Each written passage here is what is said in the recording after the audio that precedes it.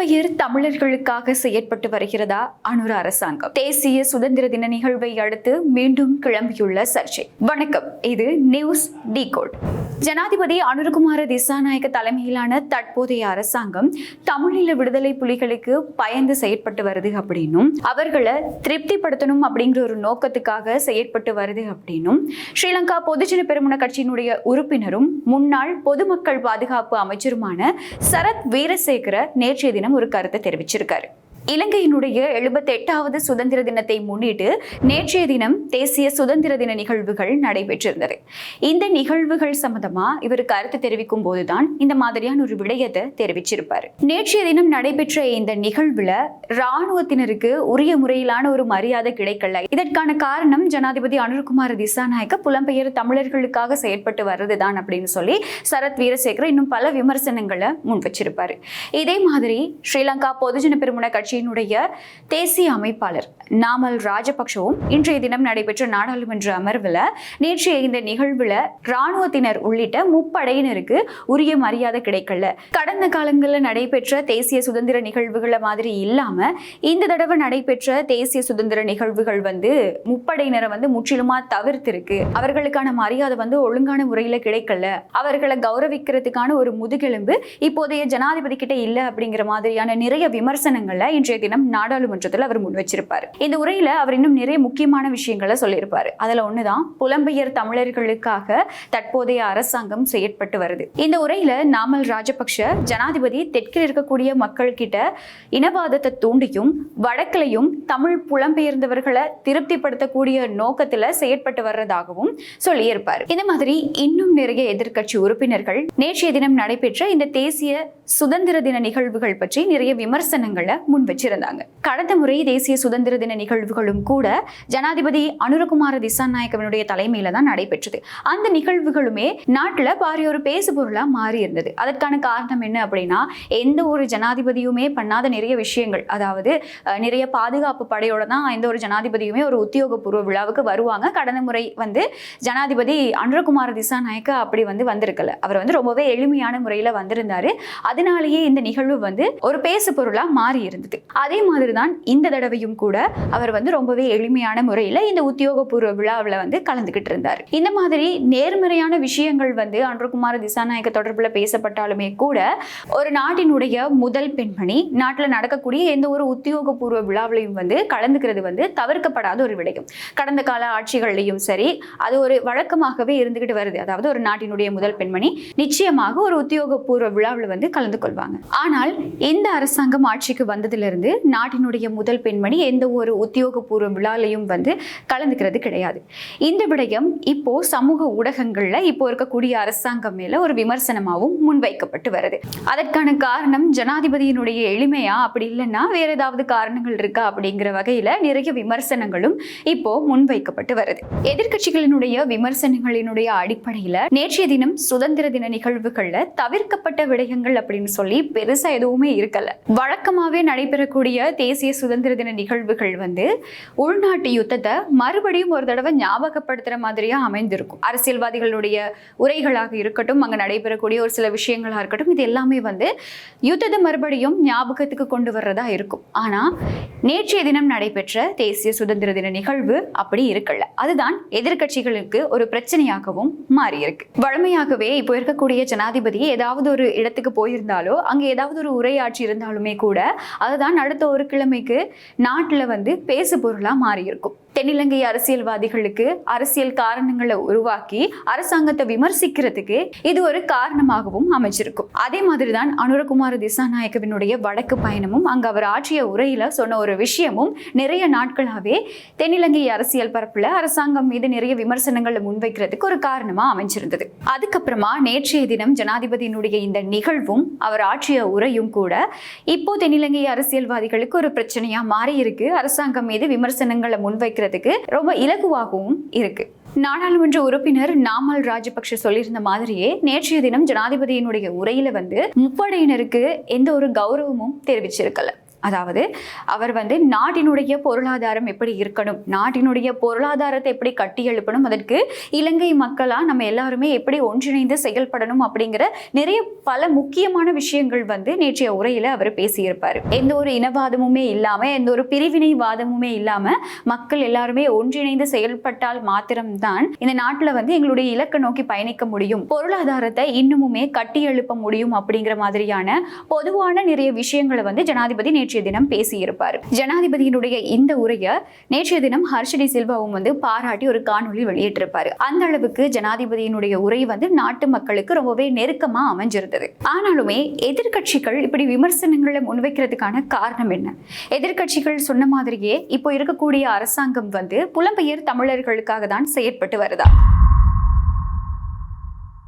புலம்பெயர் தமிழர்கள் அப்படிங்கிறவங்க யாரு? புலம்பெயர் தமிழர்கள் சொந்த நாட்டை விரும்பி வெறுத்தவர்கள் கிடையாது. உள்நாட்டு யுத்தம் காரணமாக அவங்களுடைய பாதுகாப்பு கருதியும் அவர்களுடைய எதிர்காலம் கருதியும் இந்த நாட்டிலிருந்து தள்ளி இருக்கணும் அப்படிங்கிற ஒரு கட்டாயத்துக்கு தள்ளப்பட்டவர்கள் தான் இந்த புலம்பெயர் தமிழர்கள். இவர்களும் இந்த நாட்டில் ஒற்றுமை வேண்டாம்னு சொல்லக்கூடியவர்களோ, இந்த நாட்டில் அப்படி ஒற்றுமை உண்டாயிருச்சு அப்படின்னு சொல்லி அதை வெறுக்கக்கூடியவர்களோ கிடையாது. இந்த நாடு ஒற்றுமையாக இருக்குமாக இருந்தால், நாடு பொருளாதார ரீதியாக வளர்ச்சி அடையுமாக இருந்தால் அதை இன்னும் பாராட்டக்கூடியவர்கள், அதை நினைத்து இன்னும் சந்தோஷப்படக்கூடியவர்கள் தான் இந்த புலம்பெயர் தமிழர்கள். ஆனாலுமே தென்னிலங்கை அரசியல்வாதிகள் புலம்பெயர் தமிழர்களை ஒரு வேறொரு கண்ணோட்டத்தில் பார்க்கறதுனாலதான் இந்த மாதிரியான விமர்சனங்கள் இன்னமுமே தொடர்ந்து முன்வைக்கப்பட்டு வருது. உண்மை மறைக்கப்படுறது அப்படிங்கிறது எப்பவுமே நியாயமா இருக்காது. ஆகவே கடந்த காலங்களில் நடந்த உண்மைகளை தெளிவாக பார்க்கும்போது, தெளிவாக பேசும்போது இந்த மாதிரியான விமர்சனங்கள் எப்பொழுதுமே முன்வைக்கப்படாது.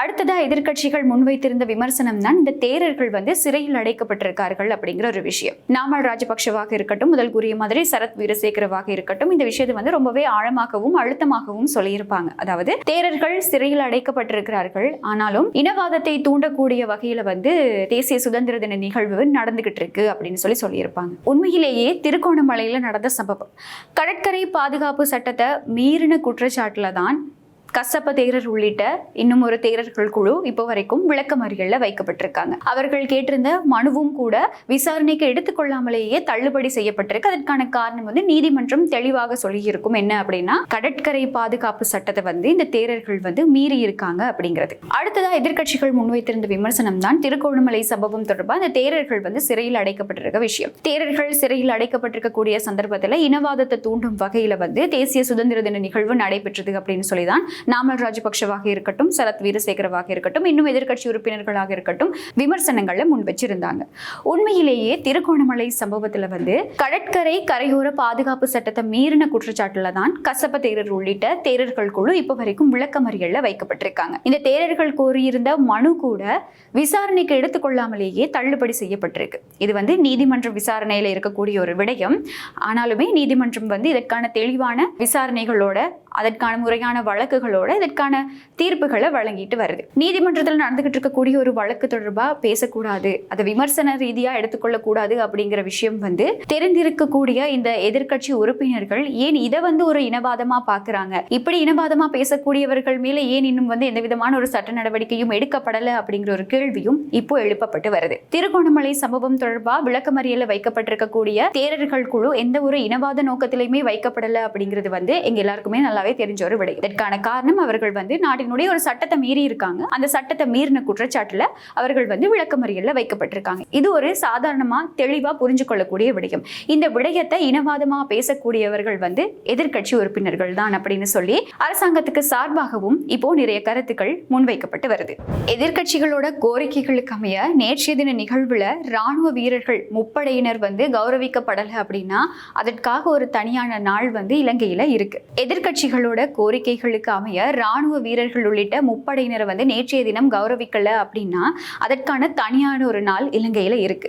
யுத்தத்தை நிறைவு செய்த நோக்கத்துல அதை வெற்றிகரமா கொண்டாடுறதுக்கான ஒரு நாள் இலங்கையில இப்போ வரைக்கும் கொண்டாடப்பட்டு தான் வருது. சுதந்திரத்தை கொண்டாடக்கூடிய ஒரு சுதந்திர தின விழால ராணுவ வீரர்கள் கௌரவிக்கப்படல அப்படிங்கிற குற்றச்சாட்டை இப்போ எதிர்கட்சி முன் வச்சுக்கிட்டு இருக்கிறதுக்கான காரணம் என்ன? இப்படியான ஒரு நாள் தனியா இருந்த போதிலும் கூட அரசாங்கம் மீது இது எதற்கு ஒரு விமர்சனமா முன்வைக்கணும் அப்படிங்கிற ஒரு கேள்வியும் இப்போ எழுந்திருக்கு. இது எல்லாத்தையுமே தாண்டி வழமையாகவே ஜனாதிபதியினுடைய உரை வந்து நாட்டு மக்களுக்கு ரொம்பவே முக்கியமான நிறைய விடயங்களை வந்து எடுத்து சொல்லக்கூடிய ஒரு உரையா அமையும். அதே மாதிரிதான் நேற்றைய தின உரையும் அமைந்திருந்தது. நாட்டினுடைய பொருளாதாரம் அப்படிங்கிறது வந்து மிகவும் முக்கியமா இருக்கு. இதனாலதான் நேற்றைய தின நிகழ்வுக்கு வந்து இலங்கையை கட்டியெழுப்புவோம் அப்படிங்கிற ஒரு தொனிப்பொருளும் கூட அமைந்திருக்கு அப்படிங்கிற மாதிரி நிறைய விஷயங்களை சொல்லியிருப்பாரு. ஆனாலுமே கூட இறுதியா வந்து இந்த உரையில ஜனாதிபதி ரொம்பவே முக்கியமான ஒரு விஷயத்த சொல்லியிருப்பாரு. இந்த உரையை வந்து ஒரு ஆப்பிரிக்க பழமொழியோட ஜனாதிபதி நேற்றைய தினம் நிறைவு செய்திருப்பாரு. அதாவது, உங்களுக்கு வந்து வேகமாக போகணும் அப்படின்னா நீங்க தனியாவே போங்க, எங்களுக்கு வந்து வெகு தூரம் போக வேண்டியிருக்கு, அதனால நாங்க வந்து ஒன்றிணைந்து ஒன்றாக தான் செயல்படுவோம், ஒன்றாகவே பயணிக்கிறோம் அப்படிங்கிற மாதிரியான ஒரு பழமொழியோட, ஆப்பிரிக்க பழமொழியோட ஜனாதிபதி தன்னுடைய உரையை வந்து நிறைவு செய்திருப்பாரு. අප්‍රිකානු හිතෝපදේශයක් තිබෙනවා. ඔබට වේගෙන් යන්න අවශ්‍ය නම් තනියම යන්න. ඔබට වේගෙන් යන්න අවශ්‍ය නම් තනියම යන්න. හැබැයි ඔබට වැඩි දුරක් යන්න අවශ්‍ය නම් එකට යන්න. අපිට අවශ්‍ය වෙ තිබෙන්නේ කුමක්ද? අපිට අවශ්‍ය වෙ තිබෙන්නේ සෑම ශේත්‍රයකම වැඩි දුරක් යන්න. ආර්ථිකය අපි වැඩි දුරක් යා යුතුයි. නීති විධාන ආධිපත්‍ය වැඩි දුරට තහවුරු කළ යුතුයි.